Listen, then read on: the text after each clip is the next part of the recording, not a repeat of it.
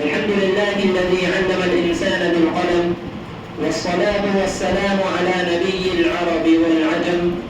وعلى آله وأصحابه نجوم الدجى ومصابيح الظلم ومن تبعهم بإحسان في القول والعمل. حاضرین محفل، آج ہمارے لیے نہایت مسرت و شادمانی کا موقع ہے کہ ہم رواقع الحسن کی انجمن الاسلام کے ماتحت شعبہ صحافت کے ابتدائی پروگرام کا انعقاد کر رہے ہیں. ہم صدر محترم مولانا ڈاکٹر نذیر احمد صاحب ندوی دامت برکاتہم العالیہ استاذ ادب دارالعلوم ندوۃ العلماء کی خدمت میں حرف التماس لے کر حاضر ہیں کہ اس جلسے کی صدارت قبول فرما کر ممنون و مشکور فرمائیں اور اس محفل کو رونق بخشیں.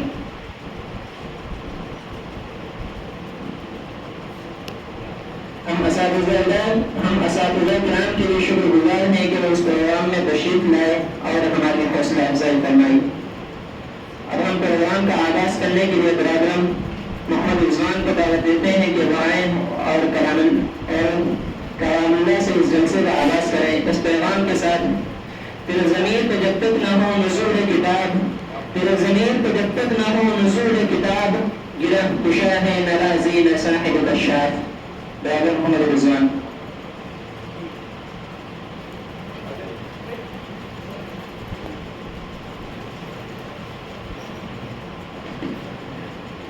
أعوذ بالله من الشيطان الرجيم. بسم الله الرحمن الرحيم. الرحمن علم القرآن خلق الإنسان علمه البيان.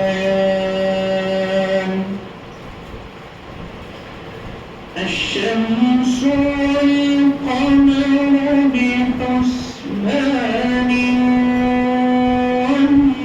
والنجم والشجر يسجدان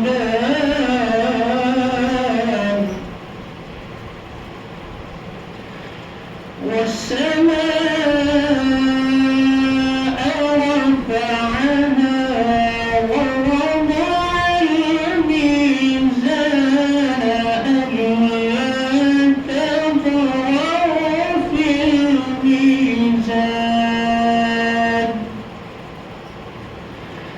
وأقيموا الوزن بالقسط ولا تخسروا الميزان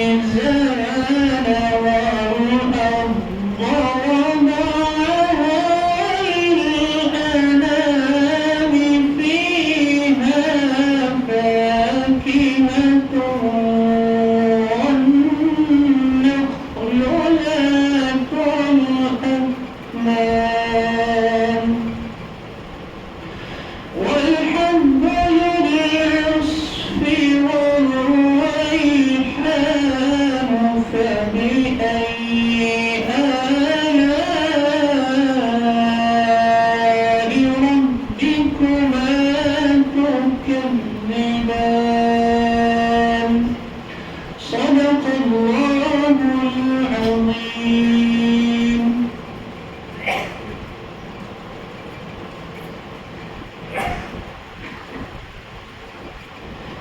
ذات باری تعالیٰ کے بعد اگر کوئی ذات قابل تعریف اور مدح و ستائش کی مستحق ہے تو وہ ہمارے نبی محمد صلی اللہ علیہ وسلم کی ذات اقدس ہے. لہٰذا نعت نبی پیش کرنے کے لیے ہم دعوت دیتے ہیں برادر محمد انتخاب کو وہ آئیں اور نعت نبی پیش کریں.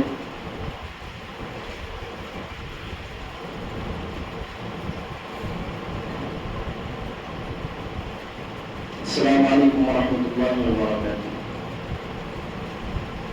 زخم کھائے ہوئے سرتاب قدم آئے ہیں. زخم کھائے ہوئے سرتاب قدم آئے ہیں. کانپتے کانپتے یا شاہ امم آئے ہیں.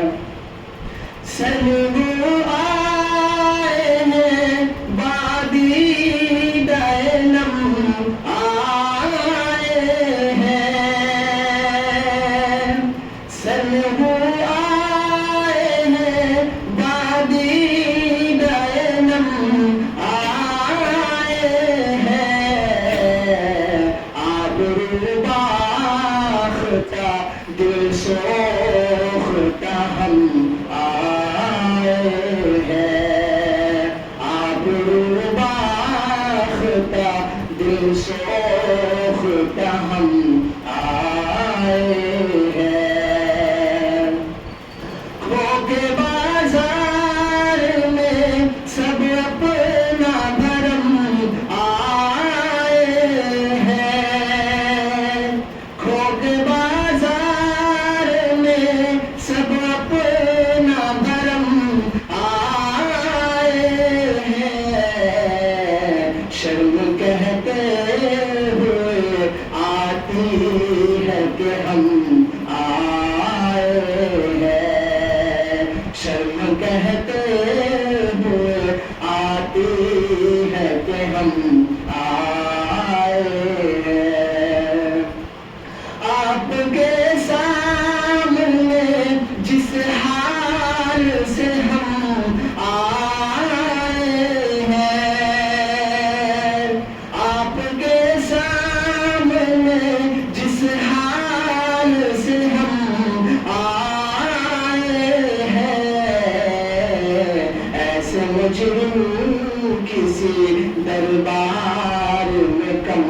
آئے ہیں، ایسے مجرم کسی دربار میں کم آئے ہیں، زخم کھائے ہوئے سرتاب قدم آئے ہیں۔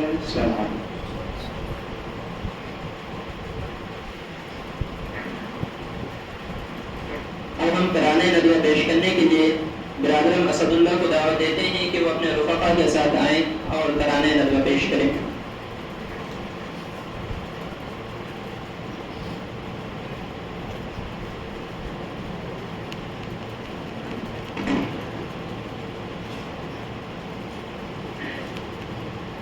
السلام علیکم ورحمۃ اللہ۔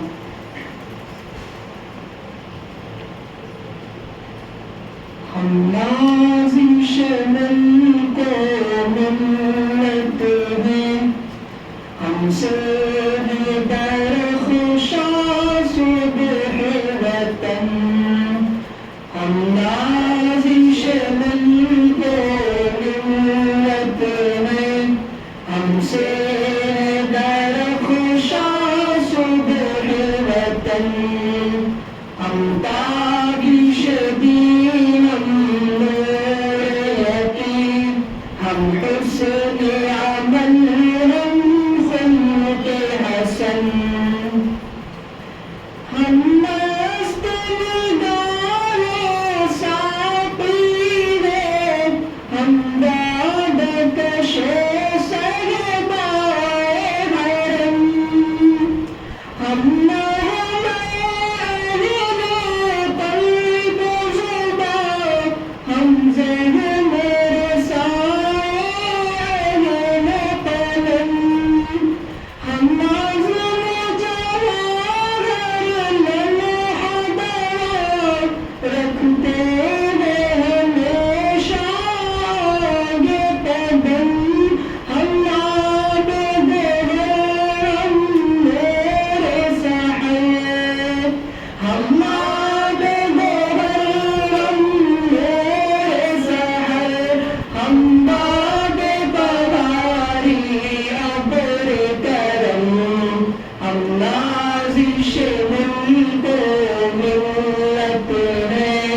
ہم سے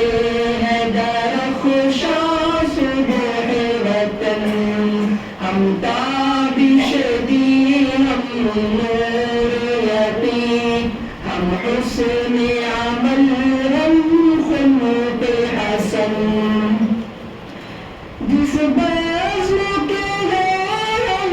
تخت نشین، وہ بزم میں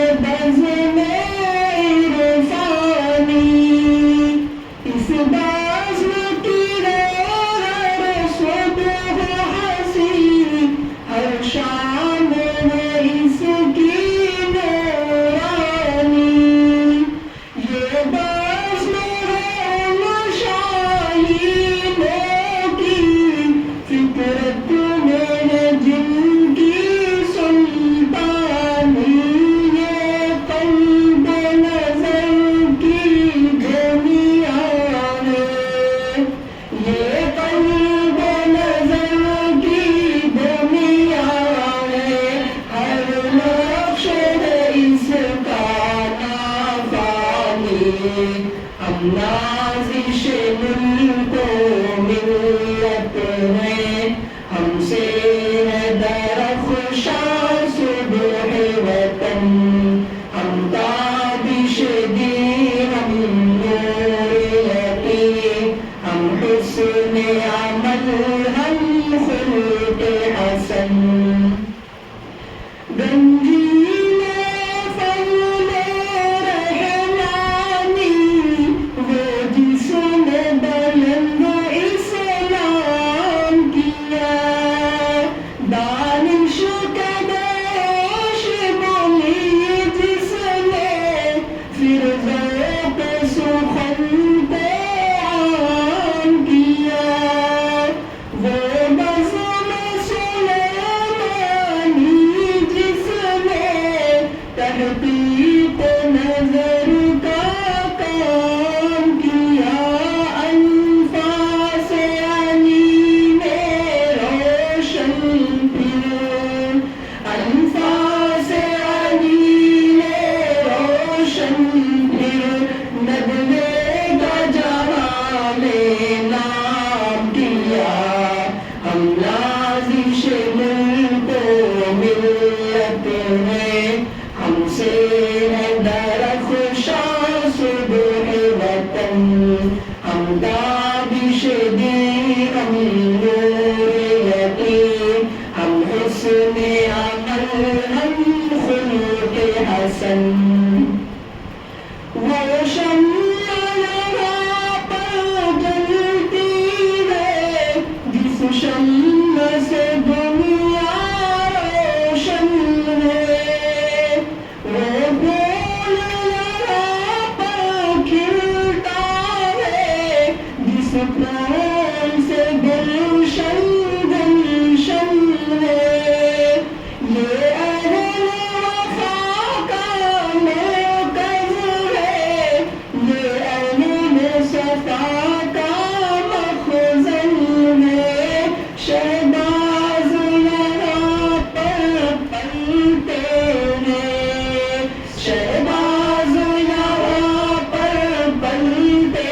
ہیں، یہ لال گوہر کا معدن ہے، ہم نازش ملک و ملت ہیں، ہم سے ہے درخشاں صبح وطن، ہم تابش دی ہم نور یقین، ہم حسن عمل ہم خلق حسن، ہم تابش دی ہم نور یقین، ہم حسن عمل ہم خلق حسن۔ السلام علیکم۔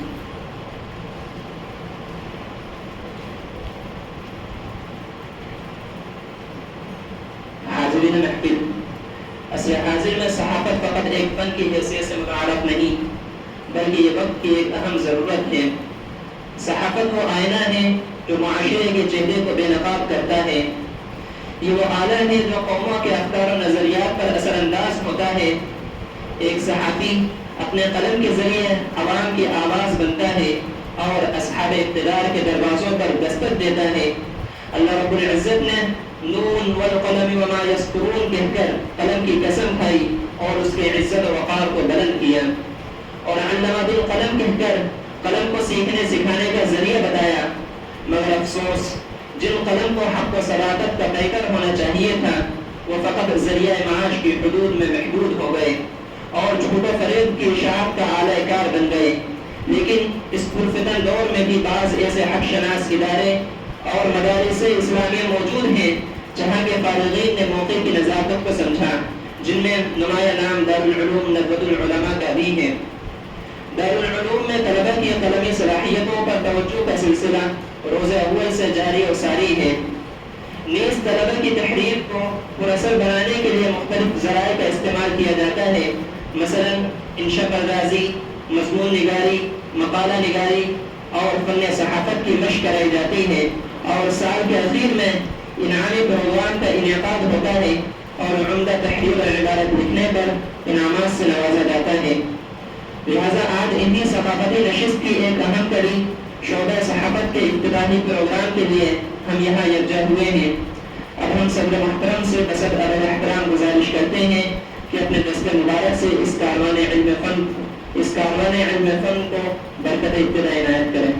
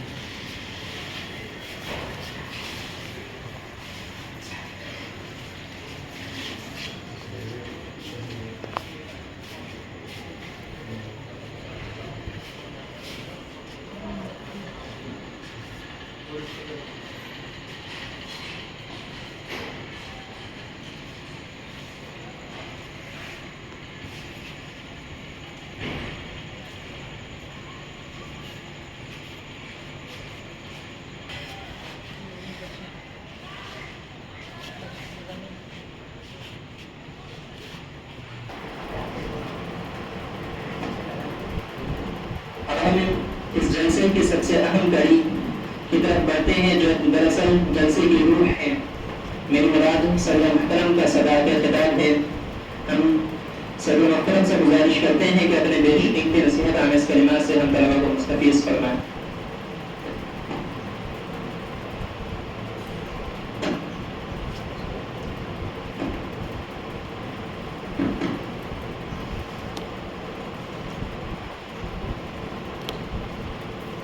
بسم الله الرحمن الرحيم الحمد لله رب العالمين والصلاة والسلام على أشرف الأنبياء وإمام المرسلين قائد الغر الميامين وعلى آله الطيبين وأصحابه الطاهرين ومن تبعهم بإحسان ودعا بدعوتهم إلى يوم الدين أما بعد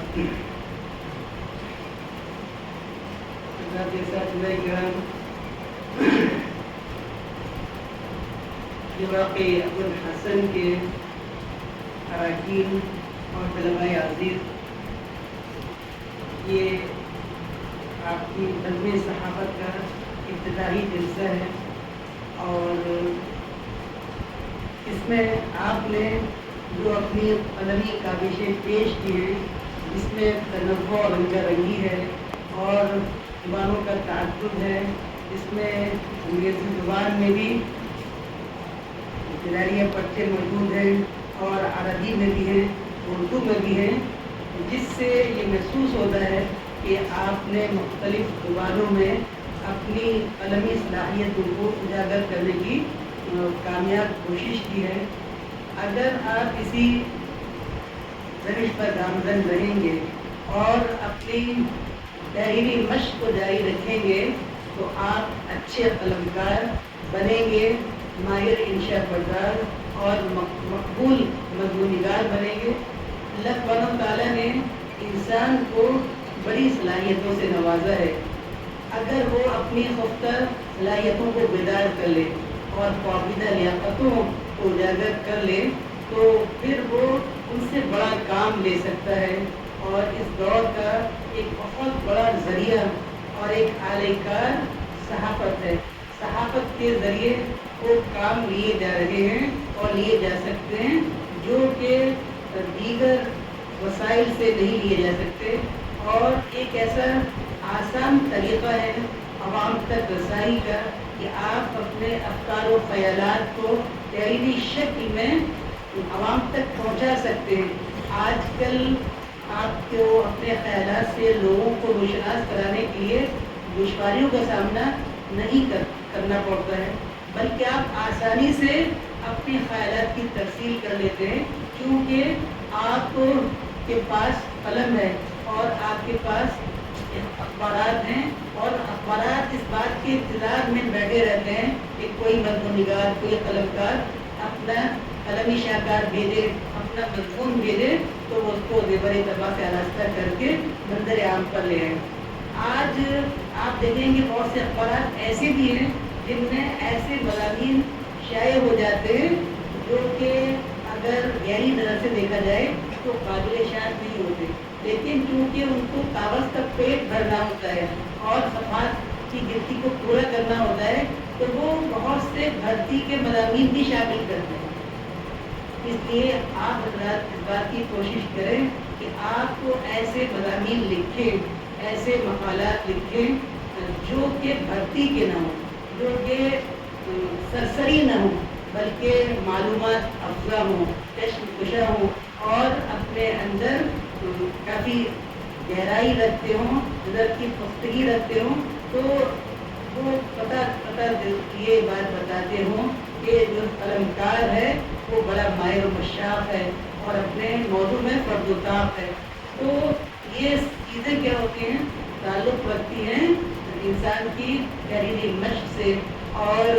مطالعے کی کثرت سے۔ تو آپ اخبارات کا خوب مطالعہ کریں تاکہ آپ اس سے،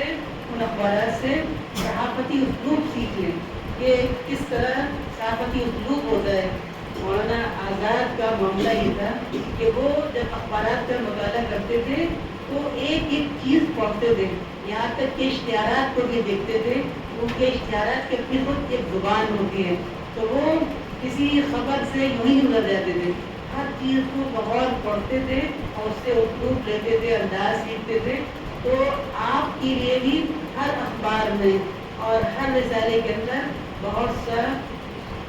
سامان ہوتا ہے، مواد ہوتا ہے، رہنمائی کر آپ اسے سیکھ سکتے ہیں اور انداز سیکھ سکتے ہیں۔ تو آپ کو اس پر جس کی ضرورت ہے کہ آپ کے قلم میں شگفتگی ہو، آپ کے قلم میں روانی ہو اور آپ کے خیالات میں شہادتی ہو، کہ آپ جو خیال پیش کر رہے ہیں، فکر پیش کر رہے ہیں، اس کے اندر کشش ہو، اس میں زور و تاثیر ہو، یعنی وہ بات ایسی ہو جو کہ قابل پیشکش ہو، اس کو آپ بیان کر سکتے ہو۔ ایسا نہیں کہ کوئی بھی خیال آپ کے دل میں آ گیا، وہ خواہ کتنا سطحی کیوں نہ ہو، آپ اس کو صفحہ کرتاس پر نقل کر دیا اور پیش کر دیا۔ آپ لکھنے سے پہلے سوچیے کہ ہم کون سا خیال باندھ رہے ہیں، کون سا مضمون پیش کر رہے ہیں، کیا وہ قابل پیشکش ہے بھی نہیں، کیا اس کے اندر پختگی مضبوطی ہے کہ نہیں۔ لہٰذا آپ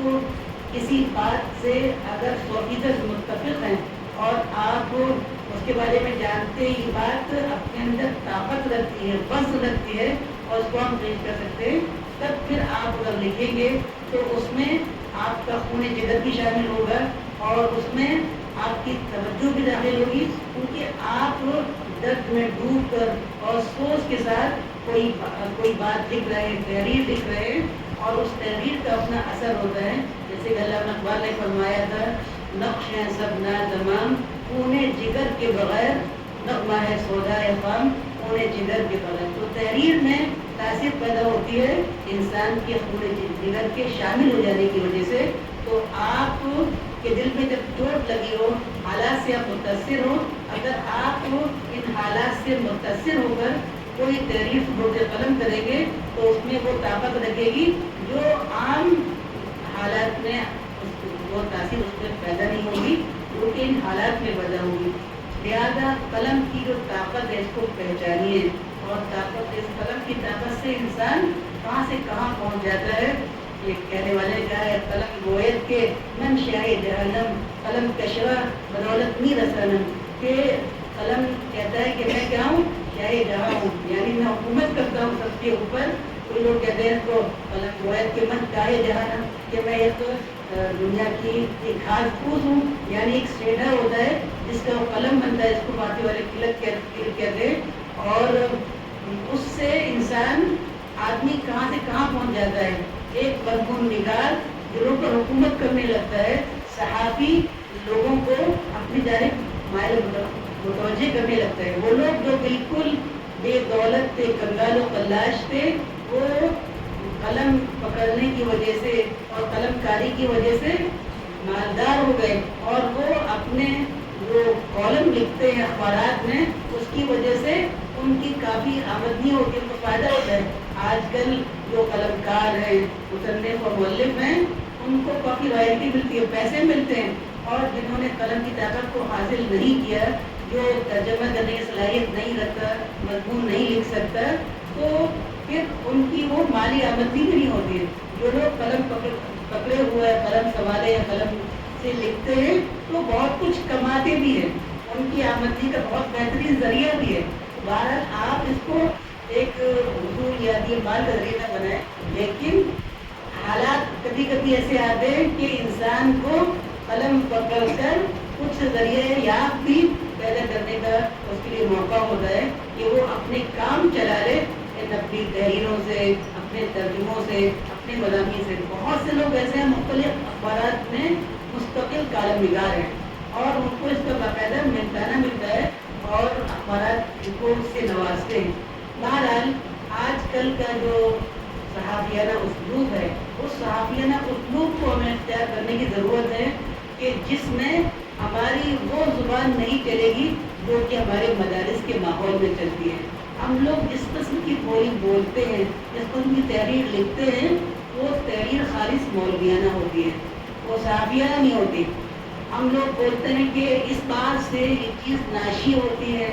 اور یہ بات مفتی النظام ہوتی ہے، تو ہم لوگ کے ماحول میں جو الفاظ بولے جاتے ہیں، اگر آپ ان الفاظ کو صحافیانہ زبان میں اختیار کریں گے، استعمال کریں گے، تو آپ کی تحریر نامقبول ہو جائے گی، ناقابل قبول قرار دی جائے گی۔ لہٰذا جو آج کا اسلوب ہے سہل، رواں اور سبک، کہ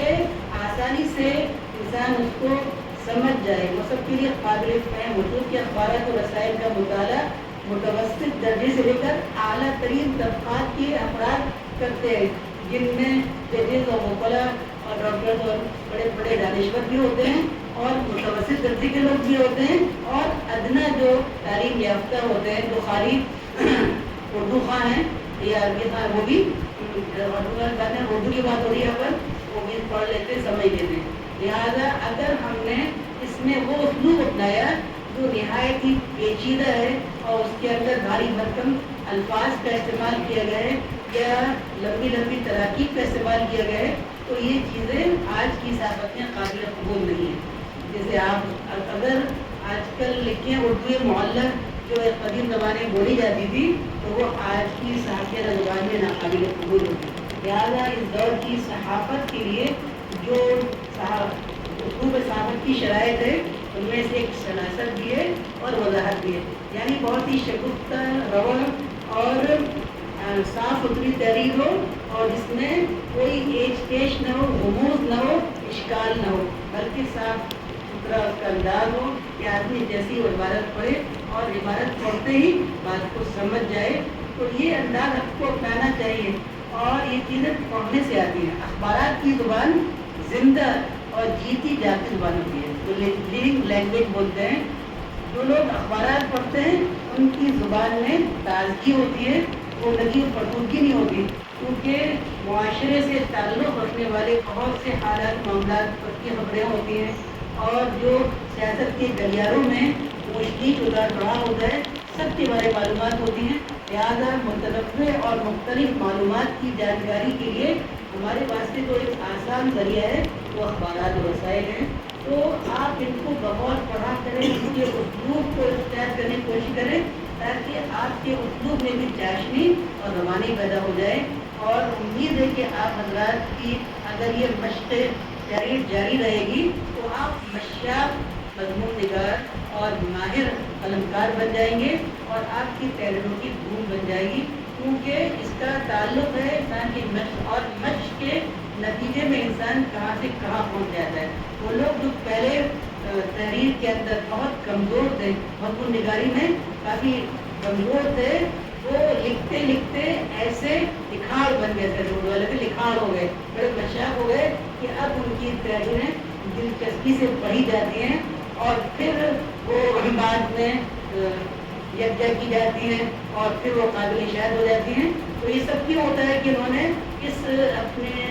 مشق کے سفر کو جاری رکھا۔ تو آپ بھی اگر اپنے مشق کے سفر کو جاری رکھیں گے اور مستقل مشق کرتے رہیں گے تو آپ بڑی مشاق ہو جائیں گے۔ کہنے والے نے کہا ہے کہ practice makes a man perfect, practice انسان کو کامل بنا دیتی ہے۔ تو اگر آپ کمال پیدا کرنا چاہتے ہیں تو اپنی مشق سخن بھی اور مشق تحریر بھی جاری رکھیے تاکہ آپ ماہر و مشاق ہو جائیں۔ اور دنیا میں لغت اسی کا مانا جاتا ہے جس کے اندر مشاقی ہو، مہارت ہو اور وہ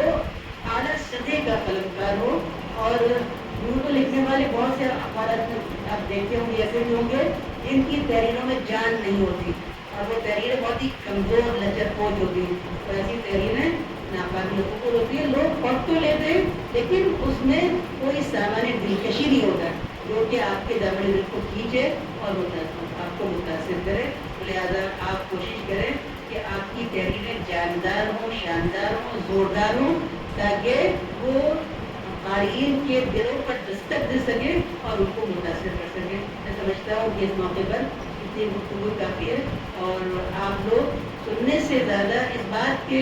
ضرورت مند ہیں کہ آپ توجہ سے، دھیان سے پڑھیں، کیونکہ ہم لوگ کی کمزوری ہے کہ ہم لوگ پڑھتے ضرور ہیں لیکن سرسری دمے پڑھتے ہیں۔ آپ ہر جملے کو اس طور پر لیجئے کہ ہمارے لیے رہنما ہے۔ اگر آپ اس کے اندر سامان رہنمائی پاتے ہیں، ہر جملہ یکساں درجے کا نہیں ہوتا، بعض جملے ایسے پڑھتے ہوئے چپتے ہوتے ہیں کہ وہ اسی موقع کے لیے بالکل فٹ ہوتے ہیں۔ آپ ایسے جملوں کو ضرور نوٹ کریں، یاد رکھیں اور ان کے انداز کو اختیار کرنے کی کوشش کریں۔ اللہ سبحانہ و تعالیٰ آپ کو ہمت و حوصلہ دے اور آپ کو اس میدان میں آگے بڑھائے اور آپ کو بہترین قلمکار اور مضمون نگار انشاءاللہ بنائے اور آپ کو بہترین صحافی بنائے۔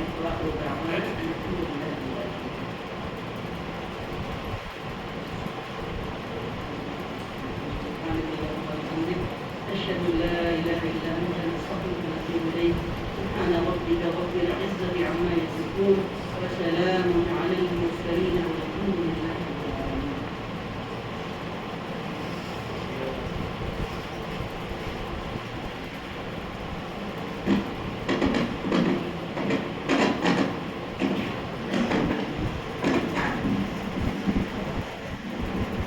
جلسے کی خدمت میں کلمات تشکر پیش کرتے ہیں کہ جناب اس جلسے میں برحیثیت صدر تشریف لائے اور اپنی قیمتی نصیحتوں سے ہم طلبا کو مستفیض فرمایا۔ اسی طرح ہم اساتذہ کرام کے بھی شکر گزار ہیں کہ وہ اس جلسے میں تشریف لائے اور ہماری حوصلہ افزائی فرمائے۔ اسی کے ساتھ جلسے کے اختتام کا اعلان کیا جا رہا ہے۔